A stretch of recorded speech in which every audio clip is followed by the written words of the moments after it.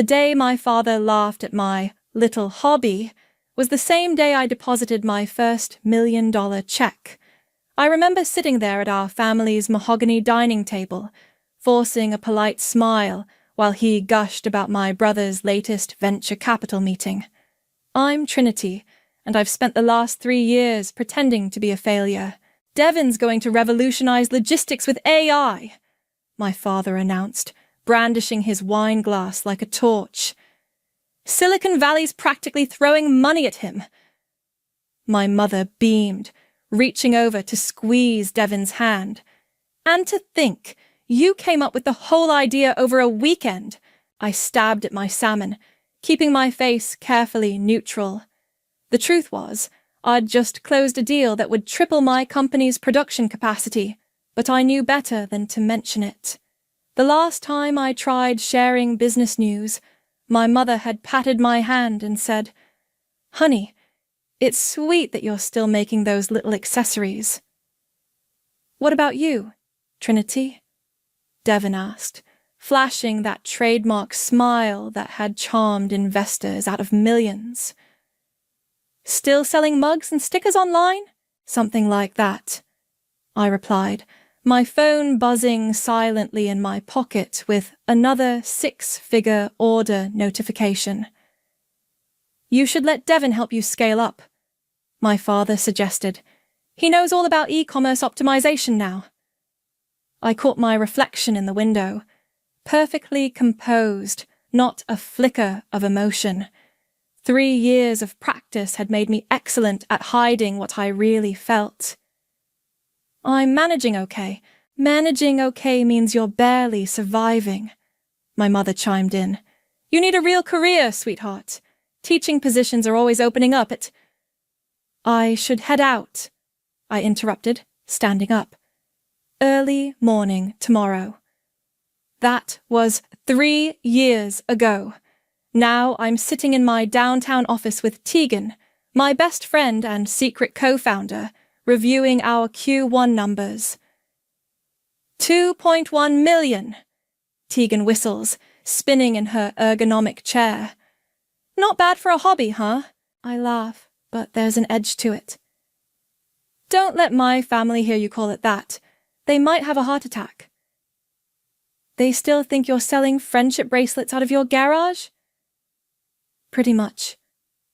I pull up our growth projections on the dual monitors. Last Christmas, my mom tried to slip me a job application for retail management, said it would give me real business experience. Tegan snorts.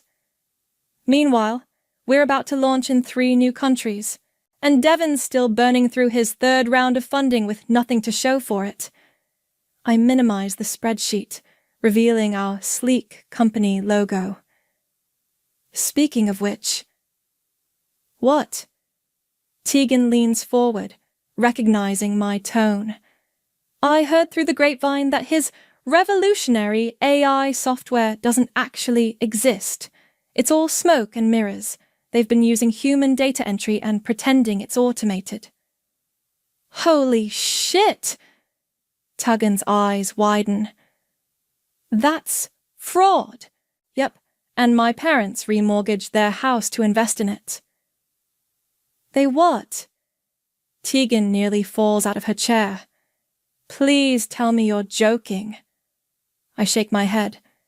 "Found out last week. They took out $500,000 against the house, for their golden child's sure thing." "While they think you're—" My phone buzzes, cutting her off.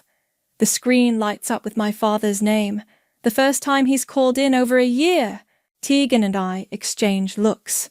She raises an eyebrow. $10 says they need money. I stare at the phone, remembering all the times I'd called them with good news, only to be brushed off. The times I'd needed support and gotten lectures instead.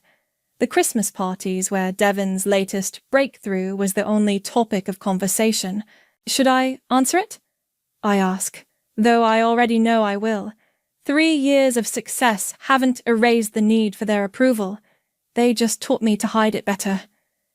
"Up to you, boss lady." Tegan stands up, squeezing my shoulder as she heads for the door. But remember, you're not that scared little girl selling jewelry on Etsy anymore. You're the CEO of a multi-million-dollar company. The phone keeps buzzing. I take a deep breath, straightening my spine like I do before investor meetings. Trinity speaking, I answer, my voice cool and professional. Trinity? My father sounds strange, desperate. We need to talk. It's about Devon. I close my eyes, thinking about the stack of international contracts waiting for my signature, about the warehouse I just bought outright, about the 3 years I spent building an empire while they weren't watching. Of course, I say smoothly. What about him? The answer, when it comes, almost makes me laugh out loud. He's in trouble, sweetheart. Big trouble. And we need your help. I chose my favorite coffee shop for the meeting. Not the fancy one Devon always bragged about, but the cozy place where I'd sketched my first business plan on napkins. My parents looked out of place among the young professionals with laptops, my father's hands trembling slightly as he stirred his untouched coffee. The investors pulled out last week, he said, voice barely above a whisper. All of them. At once, my mother jumped in, her teacher's authority wavering. It's just a temporary setback, Devon says. Devon says a lot of things, I interrupted, taking a deliberate sip of my latte. What exactly do you need from me? They exchanged glances, the same looks they'd shared when I announced I was dropping my MBA to focus on my little online shop. We need a loan, my father finally admitted, just until Devon gets back on his feet. The bank. They're not being reasonable. I set down my cup. How much? 400,000. My mother whispered. The house payment is due next week, and there are some other obligations. The number hung in the air.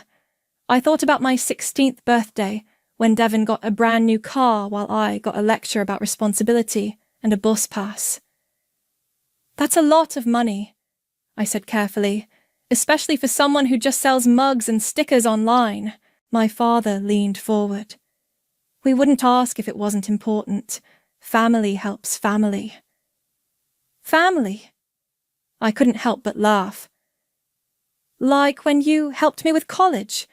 Oh, wait, you emptied my fund for Devon's first startup, the dating app that lasted 3 months. That was different, my mother snapped. Devon had a real opportunity. And I didn't? The words came out sharper than intended. When I worked 2 jobs to buy my first inventory, when I begged you to look at my business plan. Trinity, please. My father's voice cracked. We're about to lose everything. I pulled out my laptop, typing quickly. Tell me something. Did either of you ever actually look at my website? My company? They shifted uncomfortably. My mother attempted a save. We've seen the cute little designs you make. Wrong. I turned the screen around, showing them my company's homepage. This is what I do.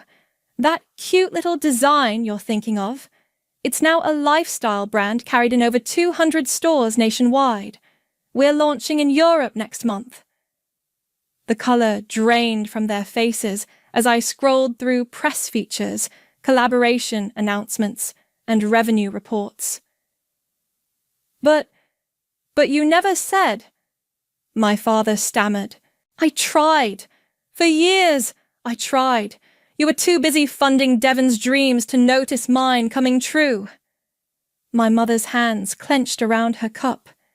If you're doing so well, then surely you can help your brother. I have a better idea. I reached into my bag and pulled out a thick binder. Let's talk about what my little hobby made last quarter. The bell above the door chimed, and I didn't need to look up to know who it was. Devon's cologne announced his arrival before his voice did. "There you are." He dropped into the empty chair, still wearing his signature startup founder outfit. Expensive jeans, blazer, pristine sneakers. "Mom said you were meeting about a loan. Listen, sis, I know you've probably got some savings from your little shop." I slid the binder across the table, cutting him off. "Actually, I was just showing them my Q1 earnings report." Devon's confident smile flickered as he glanced at the numbers. Then he laughed, too loud for the quiet cafe. "Come on, this can't be real. You sell merchandise online." "I run an 8-figure e-commerce empire," I corrected him, "and unlike your AI logistics solution, mine actually exists." The silence that followed was deafening. My mother's face had gone from pale to ashen. My father couldn't meet my eyes. Devon recovered first, his charm switching on like a light. "Hey, that's amazing. You know, with my experience in scaling operations, we could really—" "No." The word came out soft, but final. "I don't need your experience, Devon. I never did." "Trinity," my father pleaded. "We're family." I stood up, smoothing my skirt. "Yes, we are, and that's exactly why this meeting is over." "What do you mean?" My mother's voice had that dangerous edge I remembered from childhood. I gathered my things, pausing only to leave a generous tip for the barista. "I mean, I'll think about it, the same way you thought about supporting me all these years." As I walked out, I heard Devon's voice behind me. "Don't worry, she'll come around. She has to. We're family." I smiled to myself, already composing a text to Tegan. Oh, I'd come around all right, just not in the way they expected. 3 days later, I invited them to my office. Not the cozy converted warehouse space where I actually worked, but the sleek downtown suite I kept for investor meetings. The kind of office Devon had always pretended to have. "Nice view," my father said awkwardly, staring at the city skyline. "Must be expensive." "I own the floor," I replied, watching their reflections in the window. "Bought it last year."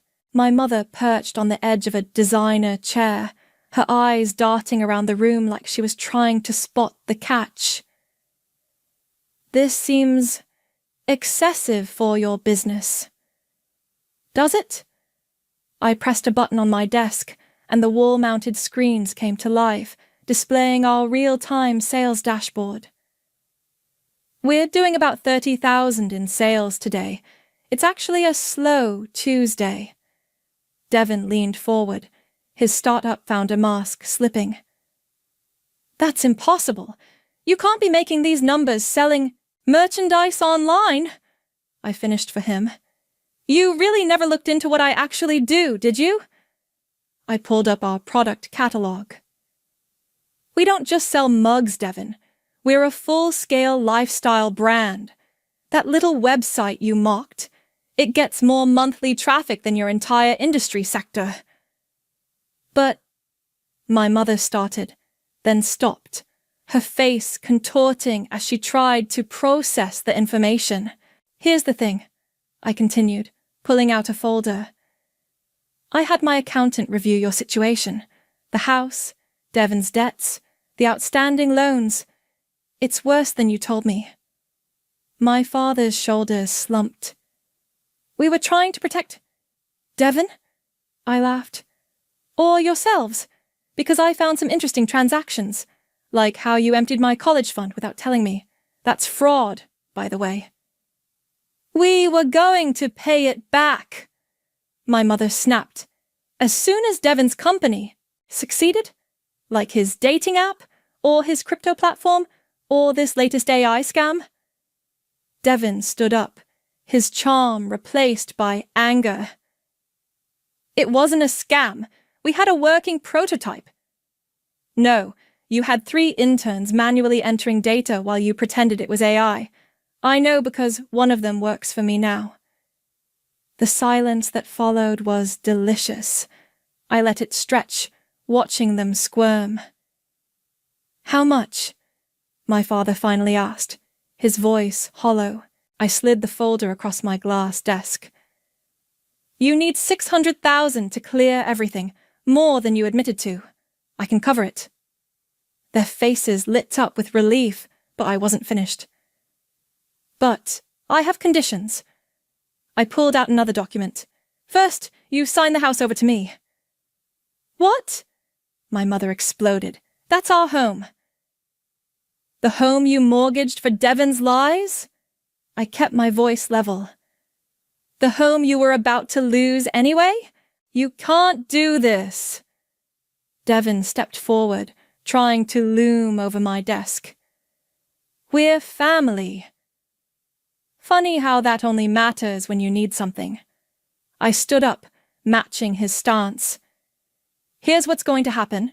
You sign over the house. You publicly acknowledge what you did with my college fund. And Devon admits his company was a fraud. Or what? My mother's voice had that familiar, cruel edge. Or I walk away, let the banks take everything, watch you all crash and burn. I smiled, the same smile they'd taught me to wear at uncomfortable family dinners. I've gotten very good at watching from a distance. You wouldn't, my father whispered. Try me. I pressed the intercom. Tegan, could you come in with the papers? Tegan entered, carrying a leather portfolio. She'd dressed for the occasion, every inch the corporate executive. My mother's eyes widened. She'd last seen Tegan in ripped jeans, helping me pack orders in my garage. You're enjoying this, Devon accused, his face red. No, I corrected him. I'm finally getting what I earned. There's a difference. We were trying to help you. My mother tried, her voice softening to the tone she used when manipulating situations. We pushed you to be independent. You ignored me. I cut her off. You dismissed me. You took my money without asking, and now you're going to face the consequences. Or, my father asked quietly, or you can sign these papers, take the money, and we all pretend to be a happy family again. Your choice. Tegan laid out the documents, her expression professionally neutral. But I caught the slight quirk of her lips. She'd been waiting for this moment as long as I had. You've changed, my mother whispered, and for the first time I heard fear in her voice. No, I replied, offering her a pen. I'm exactly who I've always been. You just never bothered to look. The pen hovered over the paper. In the reflection of my office windows, I watched my family's perfect facade finally start to crack. They signed, I told Tegan later that evening, sprawled on her office couch. But Mom had to get one last dig in. Of course she did. Tegan poured 2 generous glasses of wine. What was it this time? I hope you're proud of yourself, taking advantage of family like this. I mimicked my mother's disapproving tone. As if I'm the one who stole college funds. My phone buzzed. Another message from Devon. We need to talk. Just us. Family. Delete, Tegan advised, noticing my expression. He's trying to work his charm angle. Already ahead of you. I blocked his number, then pulled up my laptop. But look what I found while digging through his company records. Tegan leaned over, scanning the spreadsheet. Holy shit! Is that... Yep. He didn't just lie about the AI. He was double-billing investors, creating fake customer accounts and... I scrolled down, running a pretty impressive Ponzi scheme on the side. Your parents had no idea? They never asked, just kept throwing money at him because he talked a good game. I closed the laptop. But someone else knew. Right on cue, my office door opened. Zoe, Devon's ex-girlfriend and former PR director, walked in. She looked different from the polished startup executive I remembered. More real, somehow. "Thanks for meeting me," she said, taking the seat I offered. "I wasn't sure you would. Honestly, I almost didn't." I studied her face. "Last time I saw you, you were telling reporters my brother was the next Steve Jobs." Zoe winced. "Yeah, about that. I've got some things you should see." She pulled out a USB drive. Emails, bank statements, records of all the times Devon cooked the books. I kept copies of everything. "Why?" Tegan asked, ever suspicious, because I knew someday it would all crash down. Zoe's hands trembled slightly. "And because he threw me under the bus when investors started asking questions, told them I was the one mismanaging funds." I took the drive, turning it over in my hands. "Why bring this to me now?" "Because you're the only one who ever saw through him." Zoe leaned forward. "And because I heard about your conditions for the bailout, you're planning something bigger, aren't you?" Before I could answer, my phone rang. My mother's number. "Speaker," Tegan mouthed. I nodded and answered. "Trinity." My mother's voice was honey-sweet, her negotiating tone. "I've been thinking about what you said, about acknowledging things publicly." "And?" "What if we did something constructive? There's a tech panel next month. Devon's already speaking. You could join him, a success story of siblings in business."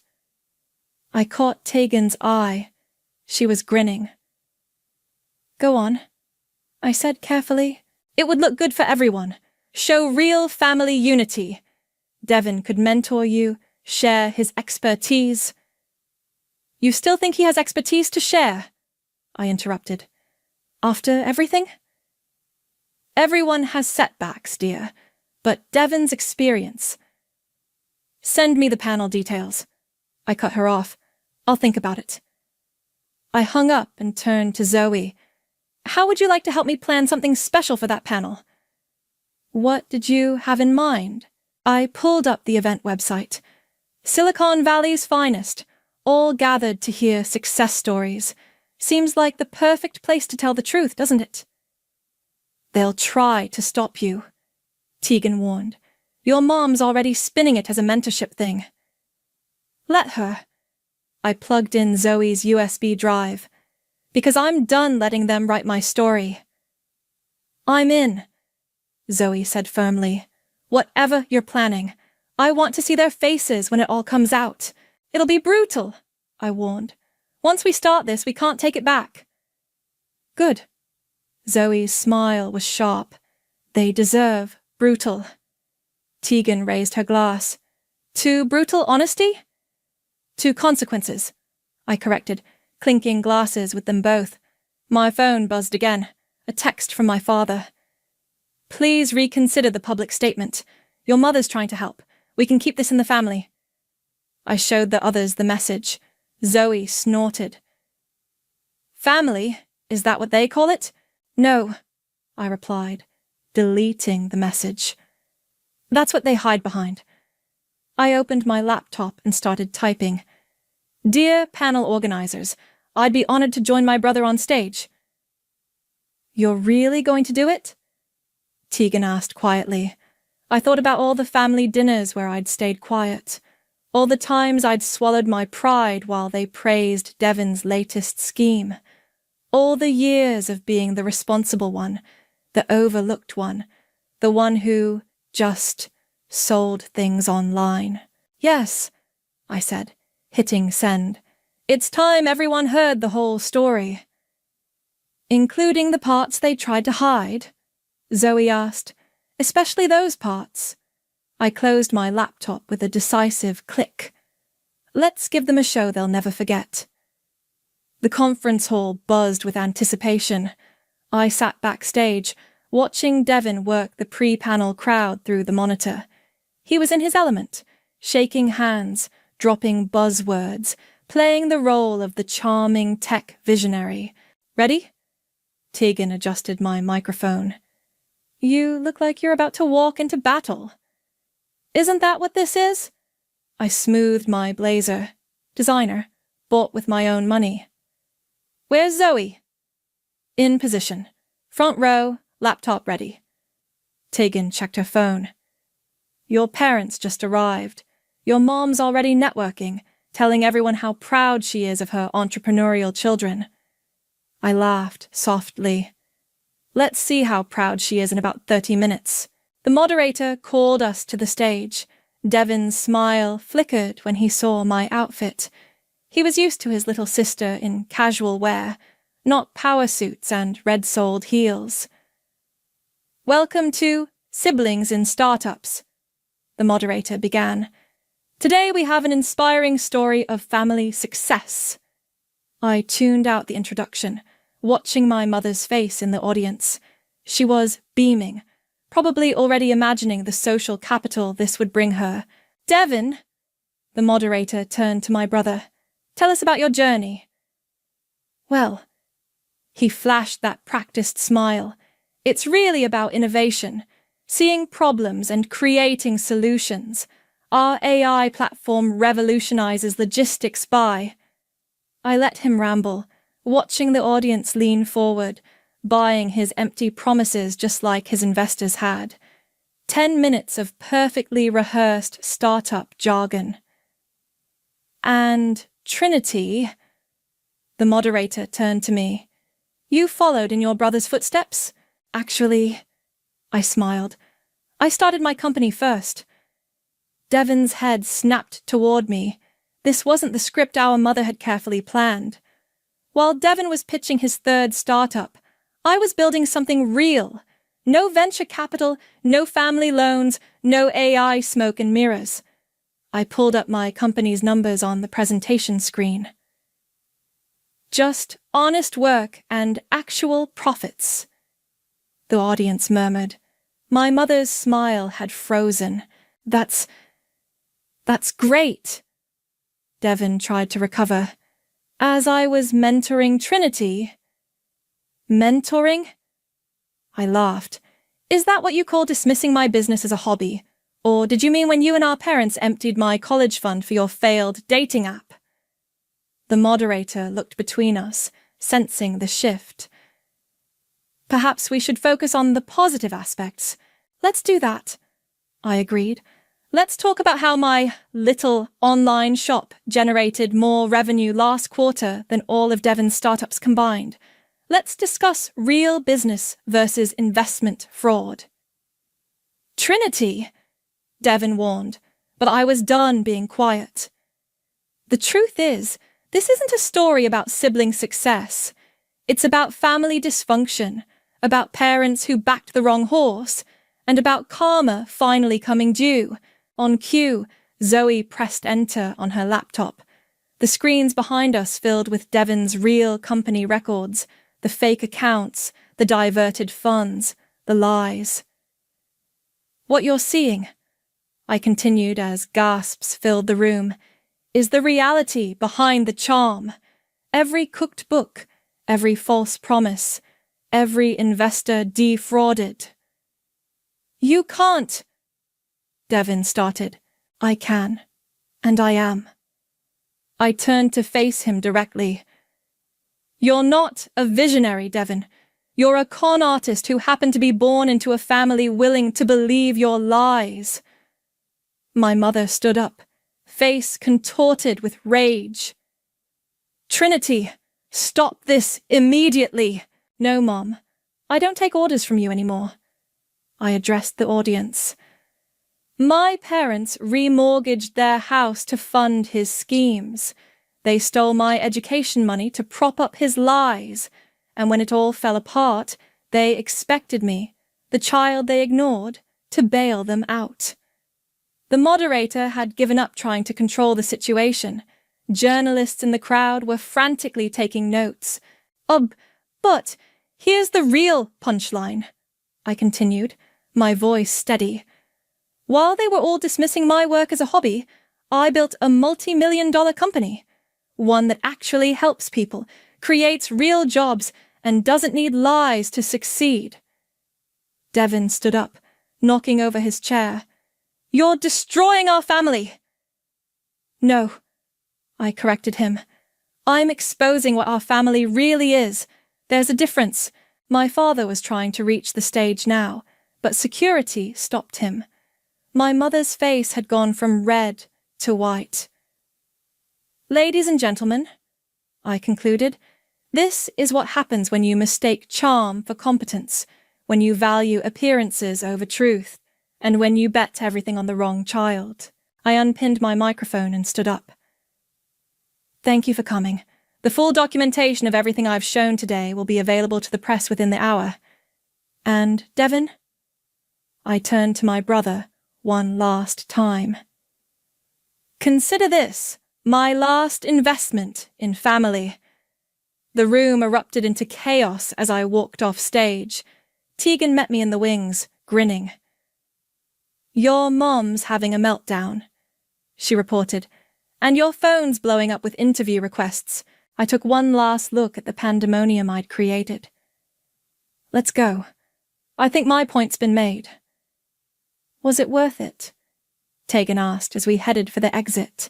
I thought about the years of dismissal, of being overlooked, of swallowing my pride. Every single second, I replied, and pushed open the door to face whatever came next. The video went viral within hours. Hobby to Empire was trending, along with clips of Devin's face when the records appeared on screen. I watched it all unfold from my office, ignoring the flood of messages from relatives I hadn't heard from in years. Your mother's here, Tegan announced through the intercom. Security wants to know if they should let her up. I sighed. Send her in. Might as well finish this. My mother burst through the door like a storm cloud, my father trailing behind her. She'd been crying. Her mascara was smeared, but her rage was intact. How dare you? She hissed. How dare you humiliate us like that? Humiliate you?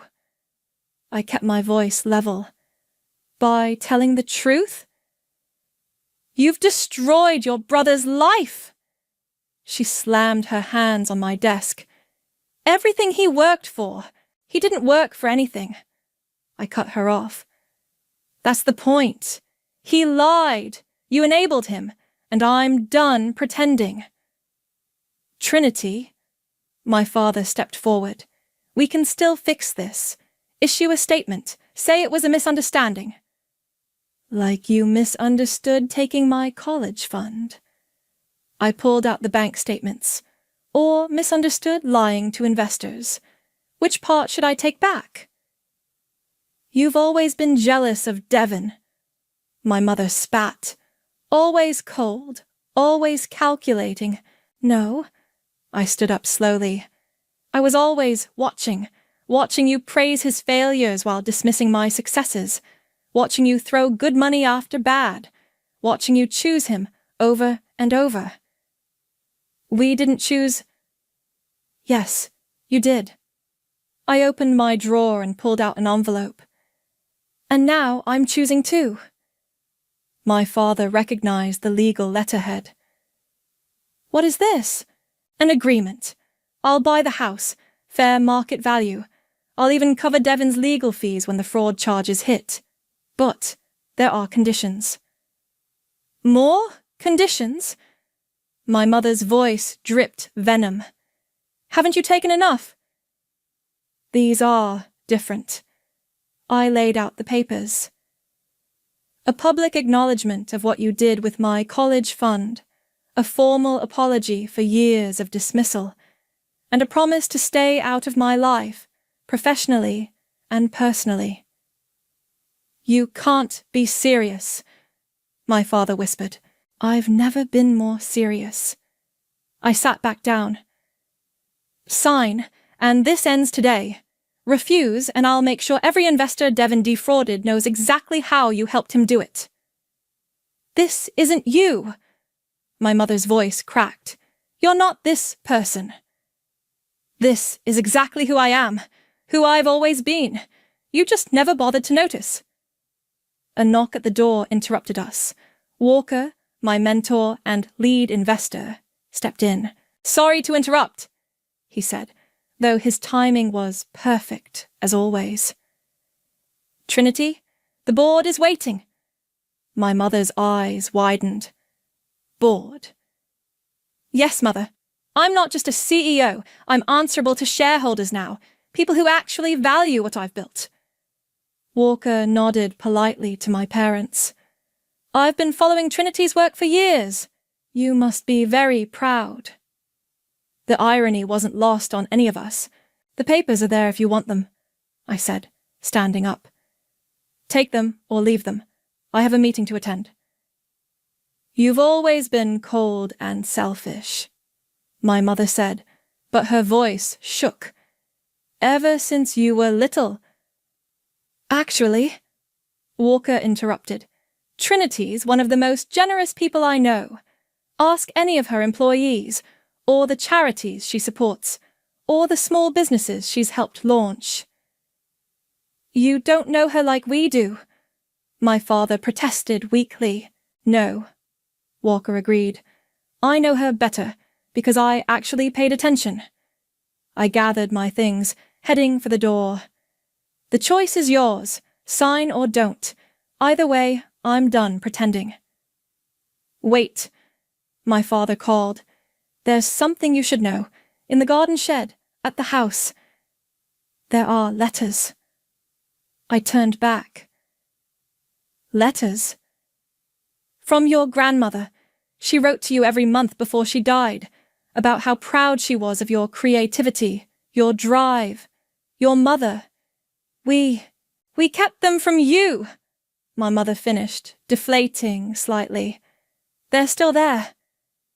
The revelation should have hurt more than it did.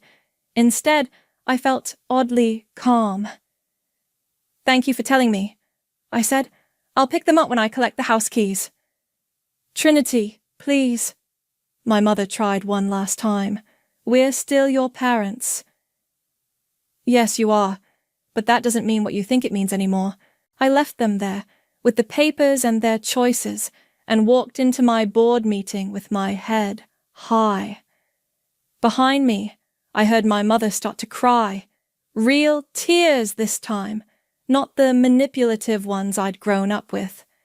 Sometimes karma doesn't just come for the obvious villains. Sometimes it comes for the people who stood by and watched, who chose wrong, who thought love meant never having to say they were sorry. And sometimes karma wears designer heels and runs a multi-million-dollar company. The final family dinner wasn't my idea. Tegan suggested it, saying I needed closure, so I invited them to my penthouse, not for reconciliation, but for an ending. They arrived exactly on time, looking smaller somehow. My mother's designer outfit seemed forced, my father's smile strained. Devon didn't come. He'd fled to Miami after the panel, hiding from investors and legal notices. "Nice place," my father said, the same words he'd used in my office. "Very successful. Sit." I gestured to the dining table. "Dinner will be ready soon." "You cooked?" My mother sounded surprised. "No, I hired a chef. Another perk of running a real business." They sat awkwardly while I poured wine. The city lights sparkled through floor-to-ceiling windows, a reminder of how far I'd climbed. "Before we eat," I picked up a remote.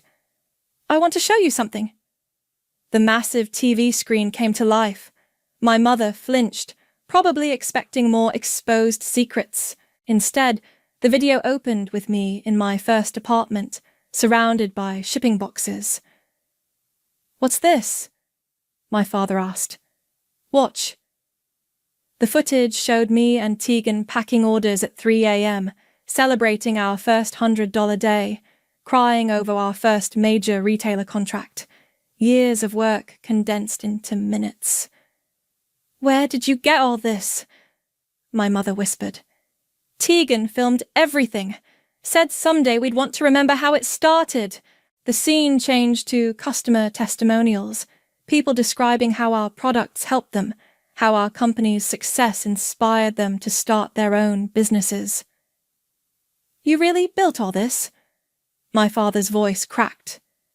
While you were funding Devon's fantasies?" "Yes."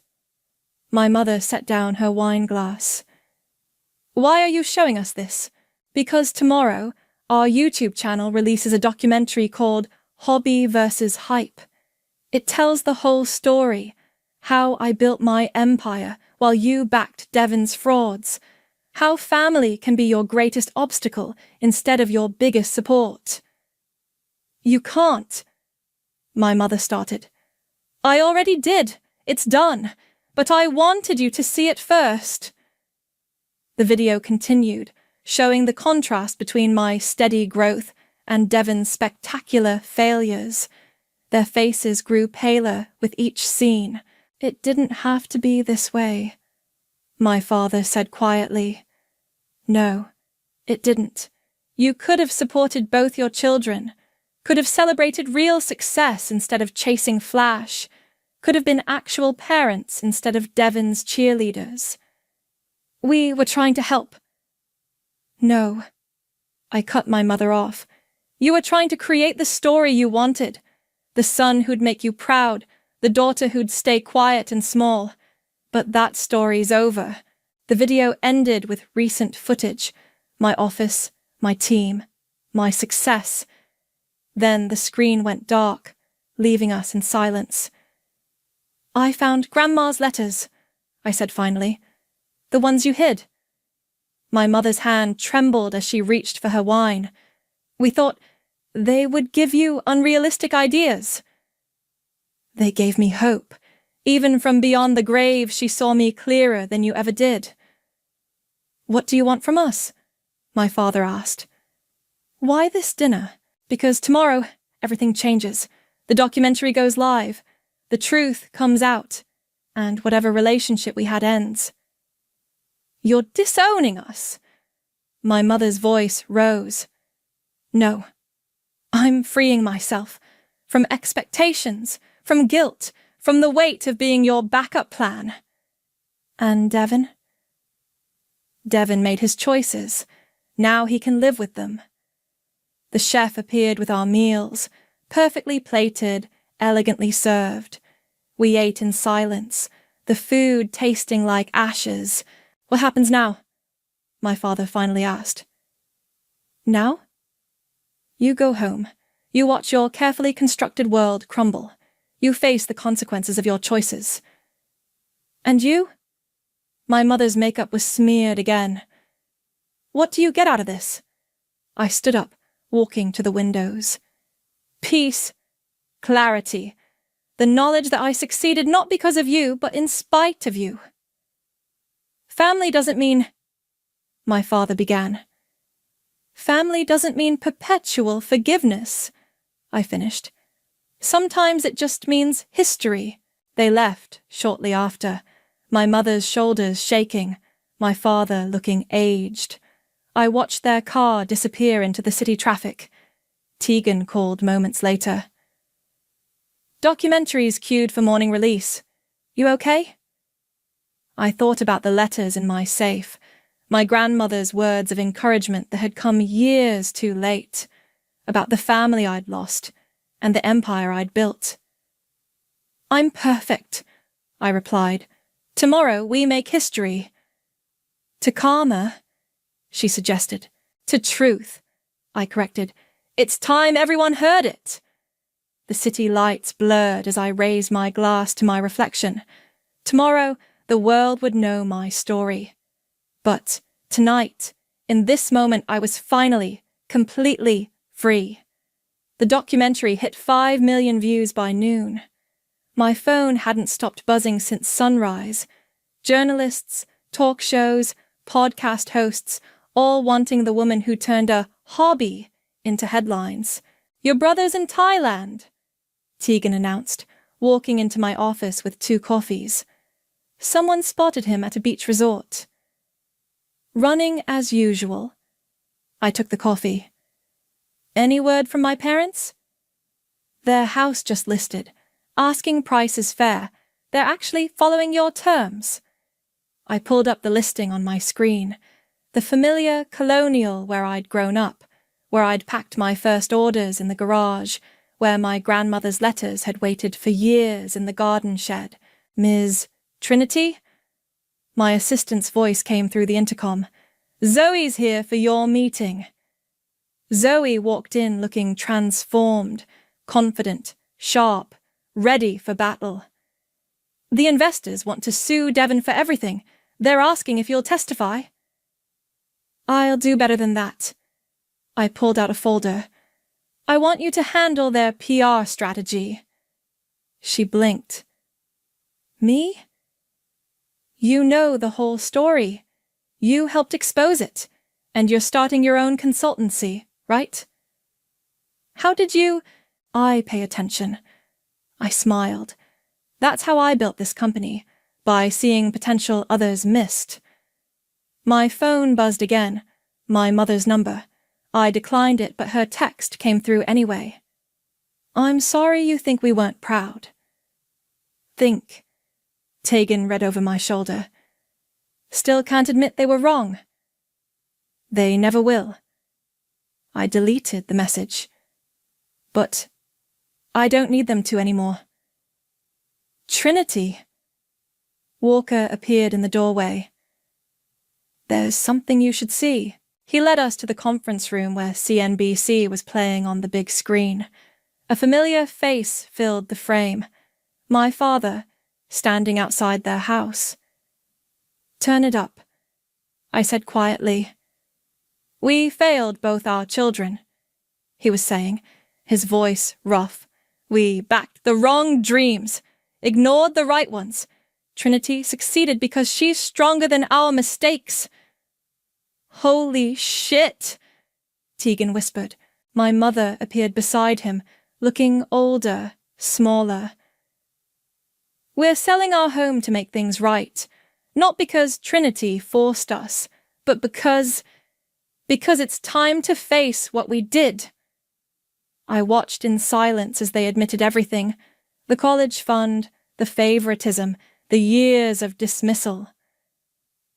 "That's unexpected," Zoe said. "Is it enough?" Tegan asked softly. I thought about the little girl who'd begged for attention, the teenager who'd worked 2 jobs, the woman who'd built an empire in silence. "No," I replied, "but it's something." My phone lit up with another text, this time from an unknown number in Thailand. "Devon, you won, okay? You destroyed everything. Happy now?" I showed the others. Zoe snorted. "Still making it about him." "Always will." I blocked the number. "Some people never change." "But some do," Walker noted, nodding at the TV where my parents were still talking. I turned off the screen. "Maybe, but that's their journey now, not mine." "So, what's next?" Tegan asked. "World domination?" "Actually," I pulled up a presentation. "I'm launching a foundation for entrepreneurs who need the support their families won't give them, starting with full college scholarships." "Using the house money?" Zoe asked. "Every penny. Seems fitting, doesn't it?" Walker smiled. "Your grandmother would be proud." She already was. I touched the locket I wore, inside a fragment of her last letter. She just saw me clearer than most. My assistant appeared again. "They're ready for the board meeting?" I gathered my things, then paused. "Zoe, want to sit in? If you're handling PR, you should know what's coming." Her face lit up. "Really?" Really? I turned to Tegan. Partner? Right behind you, boss.